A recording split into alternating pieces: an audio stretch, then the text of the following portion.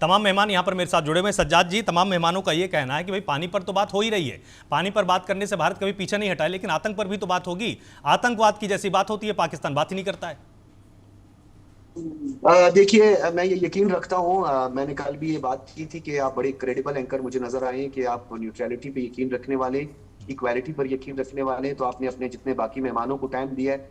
मैं तो आपके देश का नहीं हूँ, वो आप मेरे सब भाई ही हो, हमारा एक इंसानियत का ताल्लुक है। लेकिन मुझे जो है वैसे भी आपने टाइम ज्यादा देना है, मैं आपका मेहमान हूँ। तो मैं चाहूंगा मैं सबका वन बाय वन जवाब दूंगा। सबसे पहले मैं स्टार्ट दूंगा क्योंकि आपने मेजर जनरल AK शिवाज से गुफ्तगू का आगाज किया था। मेरे लिए बड़े काबिल एहतराम है और कई सालों से मैं मुख्तलिफ शोज में इनके साथ मेरा इंटरेक्शन होता है।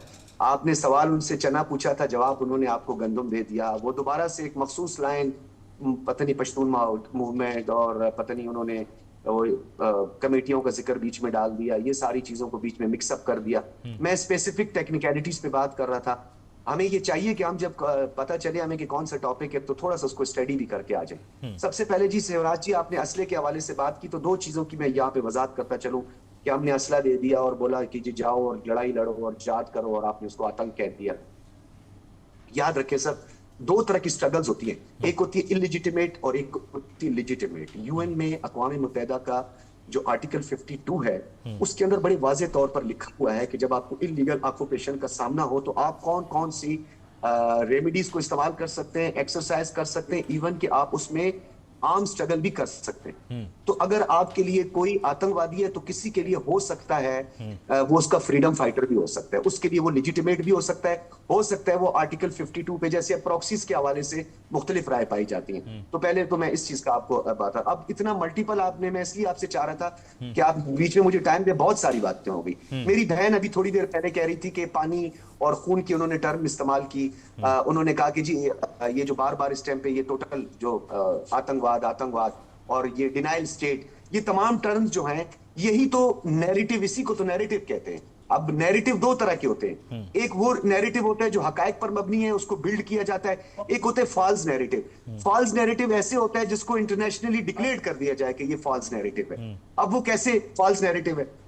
अब पाकिस्तान आतंक आतंक आतंक, अभी हम अगर इसको स्टेटिस्टिक्स पे जाएं तो हमने वॉर ऑन टेरर में 80,000 जानों का नजराना पेश किया है। वर्ल्ड वाइड हमारा कंट्रीब्यूशन है। तो आतंक का विक्टिम कौन हुआ? $200 बिलियन का हमने नुकसान उठाया। आतंक का विक्टिम कौन हुआ?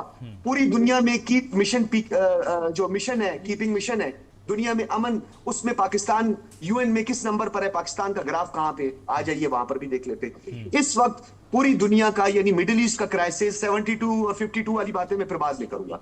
तो इस वक्त पूरी दुनिया में एक पूरे तहजीब को एक थर्ड वर्ल्ड वॉर से पाकिस्तान ने उसको रोकने में, भले कोई मीडिएटर का किरदार किया, आप उसको डाकिए का किरदार बोले, फैसिलिटेटर का किरदार बोले, पाकिस्तान ने $1 ट्रिलियन का जो है पूरी दुनिया को नुकसान से बचाया, आतंक से बचाया। और मजीद जो अक़वाम मुत्तहिदा जिसको 45 में बनाया इसीलिए था कि जंग की तबाहकारियों से बचा जाए, हमने उस आर्टिकल को और उस जो लीग ऑफ नेशन के बाद यूएन का बनना था, उसके कयाम को मजीद इंडोर्स किया और उसके लिए कंट्रीब्यूट किया पाकिस्तान ने। हमने जंग की तबाहकारियों से बचाया, वहां पर भी आपका वो चला गया, फेल हो गया। Denial state, how denial state? आप मुझे बताएं, मैं यहां पे बैठा हूं, मैं तस्लीम करूंगा हर चीज। आप मुझे बताएं, क्या आपके मुल्क के अंदर ये जो होता रहा, यानी जो गांव रक्षक के नाम पे, क्या मुसलमानों का कत्लो गारत नहीं हो? जिसने भी किया, मुझे इससे कुछ नहीं है, अच्छा था बुरा था, क्या आपने उसको आज तक तस्लीम किया है? नहीं तस्लीम किया। क्या आपने शेव की धरती में सिवाय हिंदुओं के रहने के, शेव की धरती में सिवाय ब्राह्मण के सारे नापाक हैं, ये एक आइडियोलॉजी है जिसपे काम हो रहा है, हमने इसको इंटरनेशनली साबित भी किया है, क्या आपने कभी उसको एक्सेप्ट किया है? डिनाइल कौन है? डिनाइल, हम ये कह रहे हैं कि डिनाइल स्टेट्स वो होती हैं जो करती हैं, यानी मिसाल के तौर पर अभी आप कितने काले कवानीन है इंडियन इलीगल ऑक्यूपेशन में, चले थोड़ी देर के लिए आप उसको जस्टिफाइड कर दें। यूएपीए आपने वहां पे लगाया, ड्रेकोनियन लॉज है वहां पे, आपके पब्लिक सेफ्टी एक्ट है आपका, ये सारे काले कवानीन आपका राज है। आपने कहा जनाब हम बड़े अच्छे हैं, हम जो है पानी भी दे देते हैं, हमारा दिल भी बड़ा है। तो अच्छे दिल वाले जो है ये काम करते हैं, सिविलाइज्ड स्टेट्स इस तरह का काम करती हैं। कि वो रावी में और झेलम और उसमें जो है वो 4 गंदे नाले का पानी फेंक देती हैं, अपना इस्तेमाल ठीक और दूसरे को आप गंदे नाले पानी नाले आप उनके हवाले कर देते हैं। तो देखिए, हमने बात करनी है टेक्निकली। मैंने जो आपसे टेक्निकल क्वेश्चंस किए थे, मुझे उसका अभी तक जवाब अभी तक यहाँ पे नहीं मिला ठीक है। कि इंडस वाटर मैं दे देता के हूं साथ आप नहीं, फिर आपको लगेगा कि शायद एंकर के पास या पैनलिस्ट के पास जवाब नहीं थे। मैं जवाब मैं आपको नहीं, देता आपके हूं। पास मैंने आपकी हाँ। बात नहीं की है, मैं आपके पैनलिस्ट की बात कर रहा हूं। 2-3 जवाब दे क्योंकि देता हूं मैं, आपका काम 2-3 छोटे। आपका काम है क्वेश्चन करना, ब्रॉडकास्टिंग, आपका काम है लिंक करना, एक हाँ। दूसरे के जो है जो मौकिफ है उसको सुनना। लेकिन मुझे अफसोस इस बात पे होता है, आपने छोटा सा कहा उत्तर हमने एक दे पैसे देता हूं, नहीं क्योंकि दिए। देखिए आपने जब सुनिए ना, जब हम मैं कंक्लूड कर दूं सर, हाँ। मैं कंक्लूड कर दूं, मैं सिर्फ कंक्लूड कर दूं। आपने कहा कि जनाब वो $500 मिलियन जो थे, मिलियन पाउंड जो थे, वो वर्ल्ड बैंक ने दे दिए, इतने उन्होंने दे दिए। ये रिकग्निशन थी, ये आपने पाकिस्तान के राइट को तस्लीम किया। हमने कहा था आप हमें $52 मिलियन दे दें, हमने आपको कहा था हमने डैम बनाने हमें पैसे दे दें। आपने पाकिस्तान के राइट को तस्लीम करते हुए जो झूठ बोला था, और आपने कहा था कि हम राजस्थान को सैराब करेंगे, सरसब्ज और शादाब करेंगे, हम वो मुद्दा, हम ट्रीटी के खिलाफ जा रहे हैं। हम आपके पानी रोकने की तो बात ही नहीं करते, वो आप नहीं कर सकते। आपका टेटुआ छोटा है और पानी बहुत ज्यादा है, तो मैं मशवरा देता होता हूं इतना पानी ना पिए, टेटुआ फट सकता है। ये मैं हमेशा आपको मशवरा देता हूं। ठीक ये है, मेरी ठीक है, बात थी। अब आप ठीक जो है। पूछना चाहते हैं, पूछना चाहते हैं। आपकी ऐसी चिंताएं हैं भारत को लेकर, ये अच्छी बात है। लेकिन सबसे पहला सवाल आपका शायद बर्लिन समझौते को लेकर था। आप ये जानना चाहते थे कि बर्लिन समझौते के बारे में कौन जानता है। 1966 में हेलेंस्की के नियम कभी लागू हुए थे। जब साल 2000 आया, उस समय ग्लोबल वार्मिंग अपने चरम पर थी, ओजोन परत की खूब बात हो रही थी। ये पूरे विश्व ने महसूस किया कि नहीं, हमको एक नए कानून की ज़रूरत है।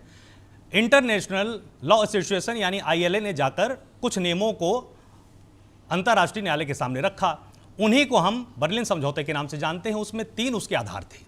पहले आधार में यह था कि ये सिर्फ और सिर्फ अंतर्राष्ट्रीय सीमाओं पर लागू नहीं होगा, और किसी राष्ट्र के अंदर भी मीठे पानी की व्यवस्था को इसके तहत किया जा सकता है।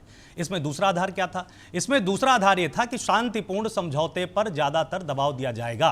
तीसरा इसका आधार यह था महत्वपूर्ण कि पारिस्थितिकी परिवर्तन के आधार पर अगर कुछ संशोधन किया जाता है पुरानी संधियों पर, तो उसके लिए भी दोनों राष्ट्रों को या तीनों राष्ट्रों को जो भी जल को प्राप्त करते हैं उनको आगे बढ़ना चाहिए।